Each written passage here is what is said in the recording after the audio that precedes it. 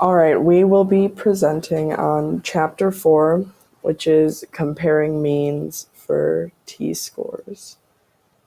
Number 1 is a 2-sample t-interval. This is the problem we'll be working with.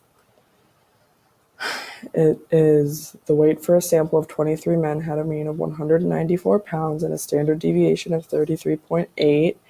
Within a random sample of 26 women for weight, they had a mean of 157.7 pounds and a standard deviation of 34.6. Both sets of data were roughly symmetric and had no outliers. Create and interpret a 95% confidence interval for the difference between men and women in regards to mean weight. These are the conditions that need to be met. The samples need to be random. Each sample needs to be less than 10% of the population. Each sample's data is nearly normal. And then if it isn't, mention that. And then each group needs to be independent. The formula that you need to use for when the conditions are met is here. Now here's the problem again. Wait for a random sample, etc. So the conditions, it says it's random. 23 men and 26 women is less than 10%. Both sets of data are roughly symmetric as stated in the problem. And then the groups are independent, or the outcome of one doesn't affect the other. All right, so there is the formula for reference. The N of men is equal to 23. The Y hat 1 is 194. Standard deviation is 33.8. Now for women, the population size is 26, Y hat 1 is 157.7, and the standard deviation is 34.6. Now for a 95% confidence interval, we have to have a degrees of freedom of 47, which you put into stat tests, and then your calculator.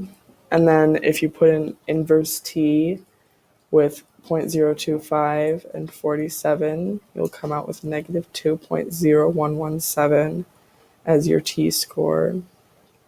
And now if you plug that into your calculator, the formula, you'll eventually come up with 9.7835, which then you can find the confidence interval of 16.613 and 55.987.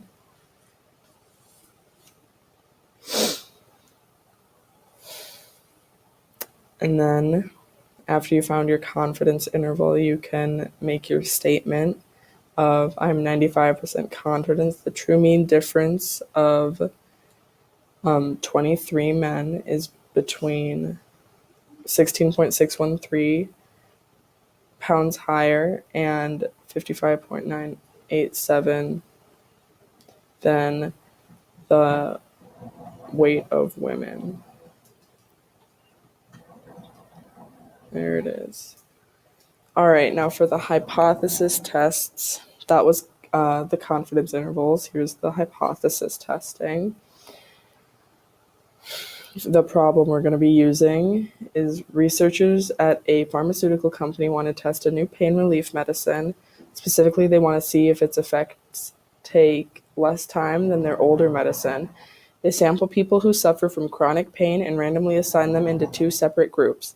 One group will receive the old medicine while the other group receives the new medicine, and none of the participants know which medicine they have. Afterwards, they were asked to measure the amount of time since they took the medicine until their pain was gone. The group that had taken the old medicine, 31 people, had a mean of 22 minutes and a standard deviation of 4 minutes. The group that had taken the new medicine, 29 people, had a mean of 19 minutes and a standard deviation of 2 minutes. Does the new medicine reduce pain in less time than the old medicine? There are the formulas we'll be using. All right, so we'll be using phantoms for this problem. Parameters, or the P, will have mu1, or the true average of population number 1, and then we'll have mu2, which is the true average of population number 2. Our H naught hypothesis will be mu1 minus mu2 is 0, And our alternative hypothesis is mu1 minus mu2 is greater than 0, or it could be mu1 minus mu2 is less than 0, or it could be mu1 minus mu2 is not equal to 0. Then you'll have to list the conditions, name the test, which this is a two-sample t-test, the difference of the samples, y1 minus y2, and then O, where you plug in everything into your formulas, you find your p-value, and then you write your conclusion and your statement of rejecting or failing to reject the null hypothesis. So there's our problem. The parameters is mu1 is true average of those taking old medicine, and mu2 is true average of those taking new medicine.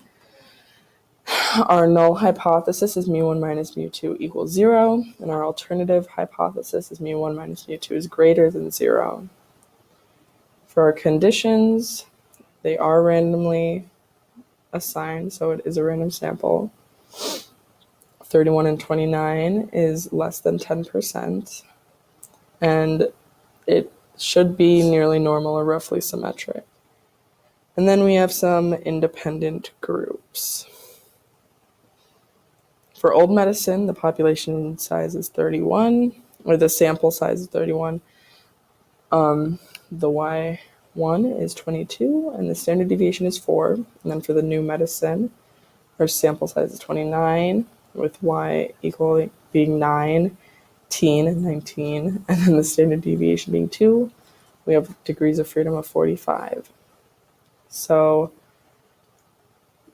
if we name it, which is a two-sample t-test, and then y1 minus y2 equals 22 minus 19, or 3, and then we plug everything into our calculators, into the formulas, where we eventually get a t-score of 3.7097, and we have our degrees of freedom, so we can plug that into our calculator to get our p-value after TCDF, where you would plug in 3.7097 and then do your lower, higher, 1,000, just a big number, and your degrees of freedom of 45.